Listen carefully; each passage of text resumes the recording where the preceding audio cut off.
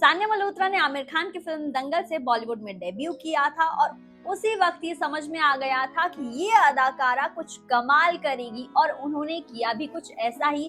अपनी हर एक फिल्म के साथ वो ऑडियंस की फेवरेट बनती गई, चाहे फिर वो पगलेट हो, पटाखा हो या फिर लूडो हो। उनकी हर एक फिल्म ऑडियंस के दिलों में बस गई और अब उनकी फिल्म मिसेस जो है वो ZEE5 पर रिलीज हो चुकी है और रिलीज के साथ ये फिल्म चर्चाओं में है। जी हाँ, नाम तो बहुत सिंपल सा लग रहा है, मिसेस।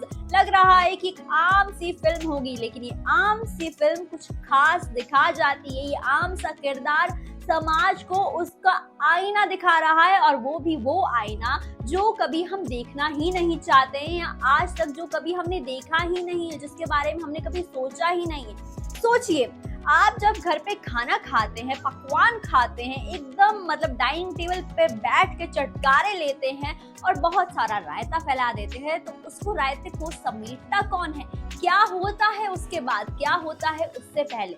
आपने कभी सोचा है? नहीं सोचा है ना? तो अब आप अगर ये फिल्म देख लेंगे तो आप सोचने पर मजबूर हो जाएंगे। सबसे पहले दोस्तों बात कर लेते हैं फिल्म की कहानी की। तो इस फिल्म में एक ऋचा नाम का किरदार है जिसे सानिया मल्होत्रा ने निभाया और ऋचा एक बेहद सिंपल सीधी सादी सी लड़की है जिसका सपना है कि वो एज अ डांसर खुद को एस्टैब्लिश करे। वो बचपन से ही डांस कर रही है और साथ ही 4 साल से वो कोरियोग्राफी कर रही है, लेकिन फिर उसके लिए एक बहुत अच्छे डॉक्टर का रिश्ता आता है, परिवार मान जाता है और फिर उसकी शादी हो जाती है। शादी होने के बाद उसकी जो जिंदगी है वो 180 डिग्रीज बदल जाती है, क्योंकि यहाँ पे उसकी जो लाइफ है वो सिर्फ किचन तक सीमित होकर रह जाती है। वो सुबह उठती है, खाना बनाती है, सोती है, खाने के बारे में सोचती है और पूरा दिन वहीं पे उसका सिमट कर रह जाता है।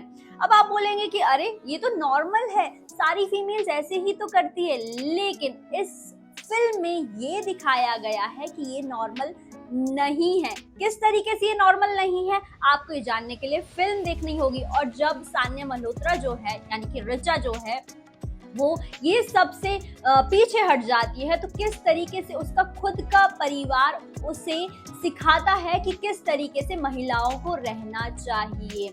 तो जानने के लिए आपको फिल्म देखनी होगी ZEE5 पर।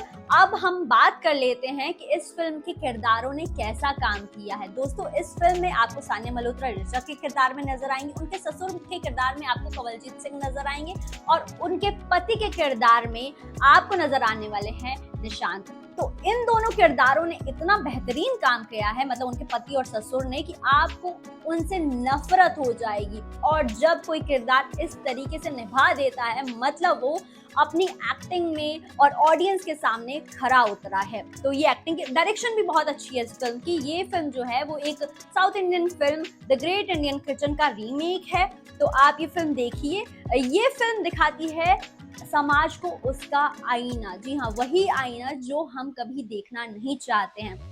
आपने फिल्में देखी होंगी या आए दिन आप अपने आस पड़ोस में देखते होंगे कि किस तरीके से महिलाओं का शोषण किया जाता है, उन्हें प्रताड़ित किया जाता है, दहेज की मांग की जाती है और भी बहुत सारी चीजें एक महिला के साथ होती है। लेकिन इस फिल्म में साइलेंट तरीके से जो सब कुछ नॉर्मल लग रहा है, लेकिन फिर भी एक महिला का शोषण हो रहा है। जी हाँ, किस तरीके से एक महिला सुबह 4 बजे से उठ के 6 बजे से उठ के रात को 10 बजे तक एक घर को समेटती है, उसे सहेजती है, लेकिन पुरुष जो समाज है वो सोचता है कि भाई तुम घर में बैठे बैठे करते क्या हो, तुमने तो कुछ काम ही नहीं किया है, हम कमा कर लाते हैं तब तुम खाते हो, लेकिन कमा के लाते तो हो लेकिन पकाने वाला जो हिस्सा है और उस घर को सहेज कर रखने वाला हिस्सा जो है वो कोई काउंट नहीं करता है।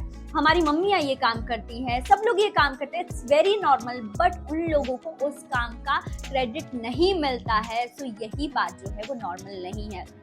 इसके अलावा इस फिल्म ने एक बहुत बेहतरीन पहलू जो है समाज का वो भी दिखाया है कि आज की डेट में जब हम कोई रिश्ता लेके किसी लड़की के यहाँ पे जाते हैं तो हमें चाहिए कि वो लड़की पढ़ी लिखी हो, कम से कम मास्टर्स तो उसने किया ही हो, सुंदर हो, सुशील हो, संस्कारी हो। लेकिन अगर वो लड़की काम करने बाहर जाना चाहती है तो नहीं नहीं नहीं नहीं भाई, वो तो बिल्कुल अलाउड नहीं है, क्योंकि हमें एक पढ़ी लिखी नौकरानी चाहिए। जी हाँ, मोस्टली फैमिलीज में यही चीजें देखी जाती है।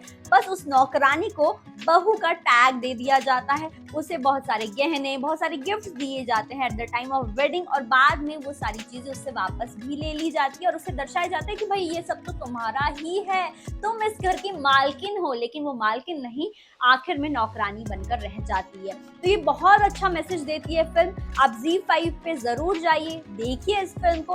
एक्टिंग इस फिल्म की कमाल है, और अगर डायरेक्शन की बात की जाए तो वो भी टॉप क्लास है। बाकी म्यूजिक, अगर नॉर्मल म्यूजिक जो इसमें एक गाना है आखिर में, वो भी आपको खूब पसंद आएगा।